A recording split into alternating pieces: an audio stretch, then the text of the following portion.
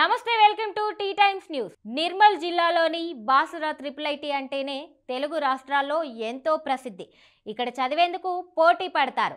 గత 3 ఏళ్లుగా వరుస ఆత్మహత్యలతో ఆందోళనకరంగా మారింది. ఉమ్మడి ఆదిలాబాద్ జిల్లాకి తలమానికంగా ఉండేది. పాలన వ్యవస్థ అస్తవ్యస్తంగా మారిందా? నిఘా వ్యవస్థ లోపమా?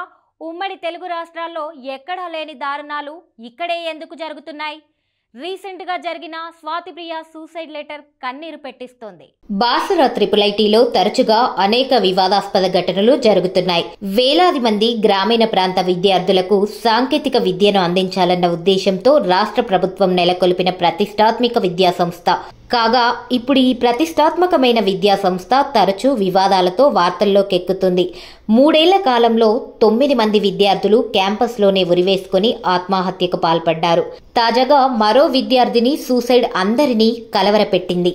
నిజామాబాద్ జిల్లా ఆర్మూర్ మండలం పెర్కిట్ గ్రామానికి చెందిన స్వాతిప్రియ బాసురా IIITలో PUC 2వ సంవత్సరం చదువుతుంది. తనను సీనియర్లు వేధిస్తున్నారని కాలేజ్ అధికారులకు ఫిర్యాదు చేశానని, కానీ వారు ఎలాంటి చర్యలు తీసుకోలేదని తెలిపింది. దీంతో తీవ్ర మనస్తాపానికి గురై తనువు చాలించినట్లు నోట్లో పేర్కొంది. అమ్మా, నాన్న, నన్ను క్షమించండి. మిమ్మల్ని వదిలేళ్తున్నందుకు చాలా బాధగా ఉంది. సూసైడ్ చేసుకోవాలంటే భయంగా ఉంది. అయినా తప్పట్లేదు. I miss you so much. నా ఫ్రెండ్స్ అందరూ నా అంత్యక్రియలకు రావాలి.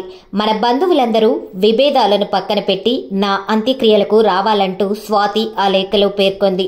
దీంతో విద్యార్థిని స్వాతిప్రియ ఆత్మహత్య అనేక అనుమానాలకు తెరలేపింది.